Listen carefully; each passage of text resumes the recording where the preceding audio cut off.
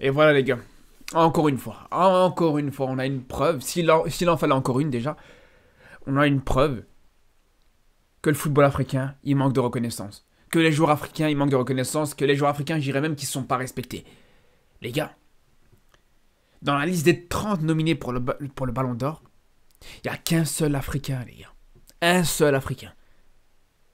Alors vous allez me dire, ouais, non, mais c'est normal, ouais, mais il y avait l'Euro, ouais, mais il y avait la Copa América, mais je vous rappelle qu'il y avait aussi la CAN qui s'est jouée cette saison déjà pour commencer. Mais bon, tranquille, on va même pas parler de la CAN.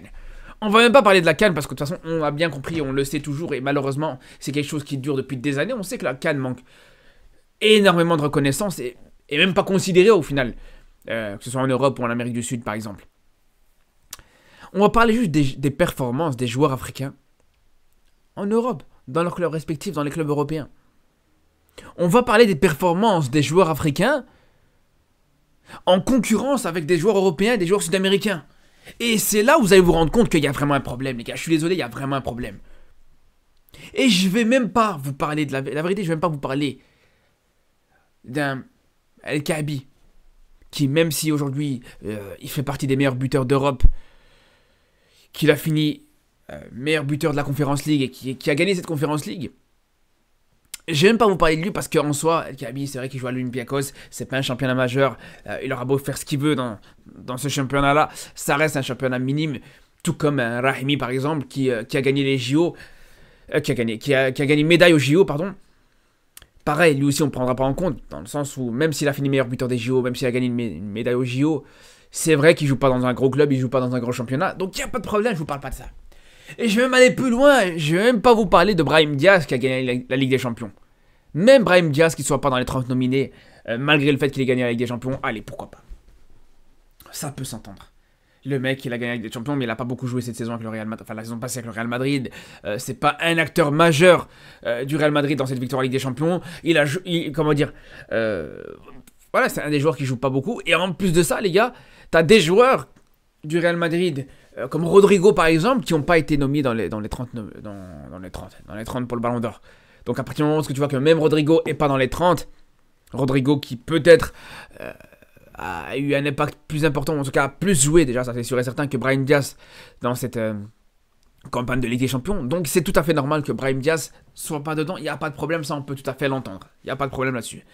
Par contre, le fait qu'un joueur comme Guirassy ne soit pas dans les 30 nominés, je vous dis la vérité les gars, c'est un scandale. C'est un scandale énorme les gars, vraiment c'est un scandale énorme. Si on peut parler de Hagra, si on peut parler vraiment de manque de respect, là on est en plein dedans les gars. On est complètement en plein dedans. Parce que la saison qu'a fait Regragui, j'allais dire, la saison qu'a fait Guirassy, on est vraiment sur une saison exceptionnelle. On est sur une saison de fou. Je vais même vous dire, en vrai de vrai, on ne va même pas parler de la saison de Salah, parce qu'en vrai, Salah, bon, à la limite, s'il n'est pas dans les 30 nominés cette saison, il le sera la saison prochaine. De toute façon, c'est pas un problème. Même si la saison passée, il fait une très bonne saison, Salah, encore une fois. Même si c'est pas sa meilleure saison. Mais bref. Mais pour ce qui est de Guirassy, les gars. Pour ce qui est de Guirassy, il fait une saison qui est loin d'être anodine. Il fait une saison qui est exceptionnelle, les gars. Vous allez me dire, ouais, non, mais il a rien fait. Moi, je vous dis la vérité, les gars. Pour ceux qui vont me dire, ouais, tu le mettras à la place de qui? Je vous dis par exemple, Dovbyk, le joueur ukrainien qui joue à Gérone. Pour moi, bien sûr qu'il mérite dans les 30. Mais il mérite pas plus que Guirassy, les gars. Parce que Dovbyk, je peux vous le dire, bien sûr, il fait une très bonne saison avec Gérone. Je peux vous le dire en tant que supporter du Barça, il a fait énormément de mal au Barça la saison passée. Il n'y a pas de problème, donc il aurait pu mériter d'être dans les 30. Il n'y a pas de problème. Le mec finit meilleur buteur de Liga, il finit troisième du championnat avec Gérone, devant l'Atlético. Donc vraiment, ouais, c'est une bonne saison qu'il fait. Mais c'est pas une saison à la hauteur de celle de Guirassy, les gars. C'est pas une saison à la hauteur de celle de Guirassy, je suis désolé, les gars. Vous pouvez me dire ce que vous voulez. Mais au bout d'un moment, quand on voit que Guirassy... Parce que, ok, Dovbyk, qui est ukrainien, il a fini meilleur buteur de son championnat. Mais Guirassy, il a fini avec beaucoup plus de buts que Dovbyk, avec moins de matchs joués, les gars. Guirassy, c'est le 4e meilleur buteur des 5 grands championnats, les gars. Derrière Haaland, derrière Kane, derrière Mbappé. Et voilà. C'est tout. C'est tout, les gars. Vous imaginez ou pas? Est-ce que vous imaginez la dinguerie? Est-ce que vous imaginez à quel point c'est exceptionnel la saison qu'il a pu faire, un Guirassy? 4e meilleur buteur d'Europe, les gars. T'as Haaland, t'as Mbappé, t'as Kane, et puis t'as Guirassy. Et encore Mbappé, voilà. On va pas rappeler le fait qu'il joue en Ligue 1, dans un championnat qui est pas forcément le plus compétitif, surtout quand tu joues au PSG. Quand tu joues au PSG, tu peux facilement finir meilleur buteur d'Europe sans problème. Ça, c'est encore autre chose. Mais tout ça pour dire, les gars, tout ça pour dire, quand tu vois ça, quand tu vois que non seulement Guirassy finit 4e meilleur buteur d'Europe, quand tu vois qu'il finit en plus de ça, collectivement, il fait une très bonne saison en finissant 2e de Bundesliga avec Stuttgart, parce que c'est vrai qu'on parle beaucoup de la saison de Leverkusen, et à juste titre, Leverkusen a fait une saison exceptionnelle. Ils ont été monstrueux. Ils ont été monstrueux avec cette série d'invincibilité, avec un championnat gagné sans aucune défaite. Il n'y a pas de problème là-dessus. Mais juste derrière, on banalise un petit peu trop ce qu'a fait Stuttgart cette saison. Stuttgart, dans un monde normal, si Leverkusen n'avait pas fait cette saison-là, Stuttgart aurait fini champion. Stuttgart aurait fini champion, les gars. Ils ont fini devant le Bayern. Dans 99,9% des cas, quand tu regardes la Bundesliga, celui qui finit devant le Bayern, il finit champion. Cette fois-ci, malheureusement, c'est pas tombé en faveur de Stuttgart. Mais je vous dis la vérité, pour moi, finir 2e de Bundesliga devant le Bayern, quand t'es Stuttgart, ça a beaucoup plus de prestige que finir 3e de Liga derrière le Barça et derrière le Real. Et devant l'Atlético.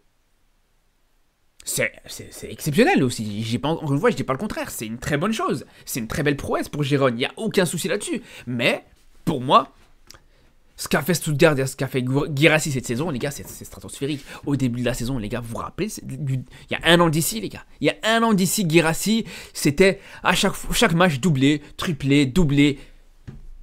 C'était stratosphérique. Le mec a pris de l'avance. Il a pris de l'avance en termes de buts pendant très longtemps. Et à un moment donné, voilà, il s'est blessé, malheureusement. Et malgré le fait qu'il est resté blessé pendant longtemps, il est resté très longtemps à la tête de meilleur buteur de Bundesliga. Et il a fini quand même, malgré tout, comme je vous dis, encore une fois, 4e meilleur buteur d'Europe. Des 5 grands championnats, en tout cas. C'est le joueur avec le meilleur ratio but par match en Europe dans les 5 grands championnats, devant Haaland, devant Mbappé, devant Vinicius, devant tous ces joueurs-là. En termes de buts par match, c'est celui qui est au-dessus, les gars. Donc je suis désolé, pour moi, bien sûr qu'il mérite sa place dans ces 30 nominés pour le Ballon d'Or. Et on le sait très bien, une saison pareille. Allez-vous imaginez-vous 2 secondes. Un joueur brésilien, argentin, portugais, français, italien, ce que vous voulez, espagnol, qui finit 2e meilleur buteur de Bundesliga, 2e avec son club en Bundesliga, et qui finit 4e meilleur buteur d'Europe. Juste qui finit 4e meilleur buteur d'Europe, les gars. Si le joueur avait une nationalité européenne, ou s'il avait une nationalité sud-américaine, il aurait fini dans ces 30 nominés, les gars. Je vous le dis. Et la preuve, c'est que même s'il n'avait pas eu une nationalité d'une grande nation européenne, d'un grand pays européen, même là, il aurait été dans les 30 nominés. La preuve avec Dovbyk, la seule différence entre Dovbyk et Guirassy, c'est la nationalité. Il y en a un, il est ukrainien, l'autre, il est guinéen. Tout simplement, les gars. Quand je vous dis que la nationalité dans le sport, dans le football en particulier, ça a une importance énorme. Quand je vous dis que quand tu es africain et que tu n'es pas forcément sud-américain ou que tu n'es pas européen, tu seras dévalorisé. C'est pas une légende, c'est pas de la victimisation, les gars. L'exemple là, voilà, je vous ai fait là une vidéo de 10 minutes pour vous prouver que c'est le cas, les gars. Avec Guirassy, et encore des exemples comme ça, il y en a énormément. Je vous ai même pas parlé d'un Marocain, pour qu'on puisse dire, ouais, non, mais voilà, je suis pas objectif ou quoi que ce soit d'autre. Il n'y a pas de problème. Les Marocains qui n'ont pas été nominés, c'est normal. C'est normal que Brahim Diaz n'ait pas été nominé, même s'il a gagné avec des champions, c'est normal, il n'y a pas de problème. Mais là, Guirassy, pour moi, c'est scandaleux. Je vous le dis, c'est vraiment un scandale. Si vous avez des arguments en faveur ou en défaveur plutôt de Guirassy, je suis prêt à les écouter, les entendre et les lire avec attention dans les commentaires. Mais il faudra préparer les arguments très solides, les frères. En tout cas, on se retrouve très vite pour de nouvelles vidéos d'ailleurs pour parler justement de cette trêve nationale avec le football africain notamment. Il y aura aussi, on aura aussi l'occasion de parler. Je regarde justement les matchs qui sont prévus. Donc ce soir d'ailleurs, il y aura un match Algérie-Guinée équatoriale qui sera vraiment intéressant. Il y aura le match de France-Italie aussi sur lequel on aura l'occasion de revenir, de débriefer ce match-là demain soir. Et bien sûr aussi, en parlant de la Guinée, en parlant de Guirassy, on aura l'occasion de parler de ce Congo-Guinée-Conakry. D'ailleurs demain les gars, franchement, gros programme. Hein. Déjà ce soir, donc Algérie-Guinée équatoriale. Demain, je vais faire Congo-Guinée, Maroc-Gabon bien sûr, France-Italie, Côte d'Ivoire-Zambie et enfin Sénégal-Burkina Faso. Bon, je pense que pour le Côte d'Ivoire-Zambie et le Sénégal-Burkina Faso, je pense que la vidéo arrivera le lendemain vers midi, entre midi et 14h en début d'après-midi. Parce que je ne pourrais pas sortir ces 5 vidéos le même jour, ça va être compliqué. Sur ce les frères, on se dit à très vite pour de nouvelles vidéos et surtout d'ici là, prenez soin de vous.